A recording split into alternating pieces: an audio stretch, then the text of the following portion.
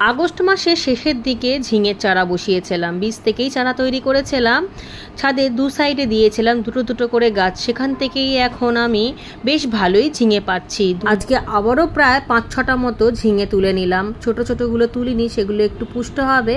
অন্য সাইডে দেখুন ঝিঙেগুলো কিন্তু দিব্যি ভালো হচ্ছে, এগুলো বড় হতে একটু সময় লাগবে, ওই 4-5 দিনের মধ্যে রেডি হয়ে যাবে। সাথে বরবটিগুলো কিন্তু ভালোই পেয়েছি, তবে এই যে 4বারে ফলনটা পাচ্ছি, এই 4বারের ফলন আস্তে আস্তে কিন্তু ফলনটা অনেকটাই কমে যায় বরবটি গাছে। প্রথম 3বার খুব ভালো ফলন পাওয়া যায়, তারপরেই ফলনটা কমে যায়।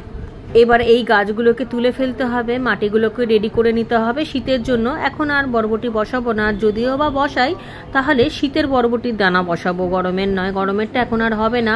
আর অক্টোবর মাস তো পড়েই গেল, কদিনের মধ্যে ঠান্ডা ঢুকে যাবে, তখন কিন্তু গরমের বীজ থেকে চারা উঠলেও গাছ হলেও ফলন পাওয়া যাবে না। সাথে এদিকের বরবটিগুলোও কিন্তু রেডি হয়ে গিয়েছে।